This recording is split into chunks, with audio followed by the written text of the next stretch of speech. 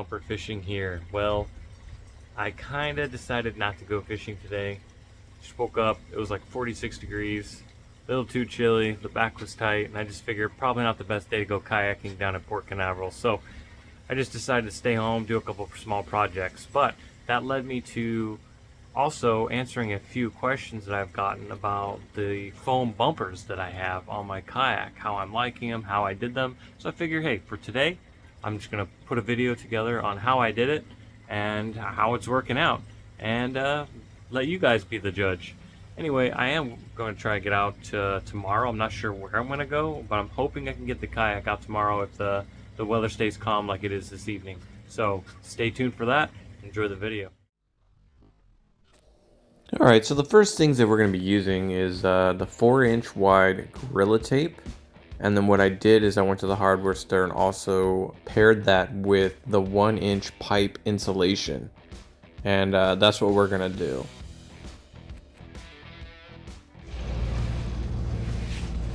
Okay, so step number 1 is going to be placing the pipe insulation in the areas that you're going to want it. Of course, I recommend you fully load your kayak exactly how you'd have it on the water, and that way is when you're figuring out the placement of these, you know it won't interfere with like a anchor trolley system or your paddle mounts or anything like that.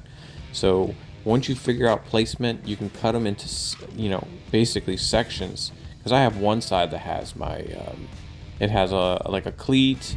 It's got a mount for my kayak paddles, also my anchor trolley system. So I had to divide the pipe into a few, which I'll show here in a minute. But once you figure out where you're going to want it, what I like to do is I take one whole strip of that 4-inch Gorilla Tape and I place the first 1.5 of that tape like a line across where I want it on the top of the area. And then I fold it over the pipe insulation, and then I add a secondary piece to the bottom. So that's why I recommend you getting the 4-inch wide Gorilla Tape, because you want a lot of contact surface area on the bottom and the top to make sure this stuff is secure when you're bumping into things. So basically in the middle the tape will overlap. Apologies here, I didn't know that I wasn't getting the right angle here, but what I'm doing is I'm placing that first 4-inch piece of tape along the area where I want to place it. Now I will slide that pipe insulation up in there, fold the remaining piece of tape on over the top of that pipe insulation. As you can see here, you want that good at least inch of just flat tape on the side.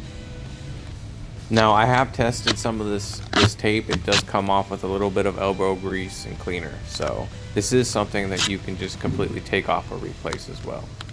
So now what you're going to want to do is I'll add that second piece, and as you see here, what I do is I kind of get up underneath that pipe insulation and slide a good inch and a half of surface area on that tape that'll be nice and flat before I continue to fold it over the pipe insulation.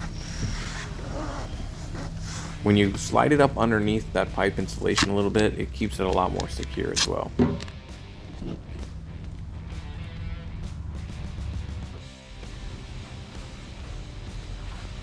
Now, I'm doing this on my Hobie Outback 2022, but you can pretty much do it to any of the kayaks, really. The most important thing that I would say is just placement. And the insulation foam for pipes, it's super cheap, so if you cut it too short or something like that, just recut it. But the main thing is placement.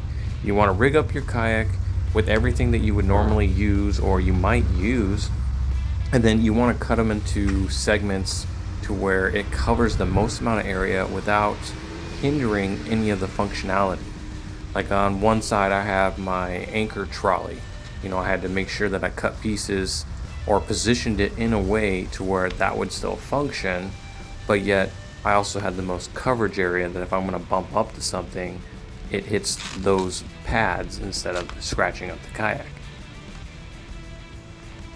The whole thing is really easy, and if you make little mistakes or you mess up, just redo it. It's just tape and foam.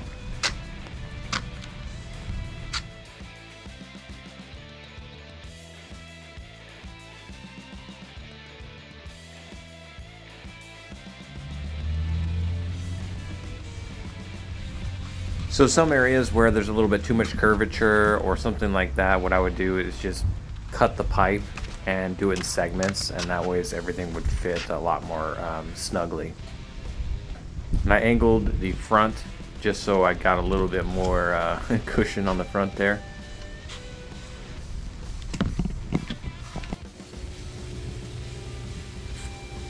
But overall, I think it turned out well. My anchor trolley system still works perfectly over the top. I still have my paddle or my push-pull mounts that are on the side, still hold everything. And when I took this thing out, and when I was sheepshead fishing near some structure and I bumped up on some stuff, I'm glad that I had these on there because I didn't get any scratches on the kayak, and it was all on these. It may not look the prettiest, but I mean, it doesn't look bad either in my opinion. But again, the most important thing is just placement and making sure everything on your kayak still functions and this doesn't get in the way. Anybody that's kayaked near structure knows it is pretty difficult to stay in spot or not bump up against that structure sometimes. So this came in handy really well, and you can see here some of the scrapes that would have been on my kayak if I didn't have this. I mean, I really put these to the test, and I've done this maybe 4 or 5 trips so far, and I'm not having any issues and nothing's coming off. And like I said, it saved me a lot of scratches on my kayak. I don't know, in my opinion, this is a definitely do if you fish near structure. It also helped me get up on the structure, be a little bit more confident getting closer to the structure and getting on the fish. But as you can see, all this damage to that tape, which I can easily replace, would have been to the whole of the kayak, and these saved me from it. So it's a win in my book, and it doesn't look that bad. I mean, maybe it does, but I don't know, I'll roll with it. Plus, all the supplies cost me just under $20, and this maybe took me an hour to do max. So this is a win in my book, and nothing's permanent, and you could take it all off just as easily as you put it on.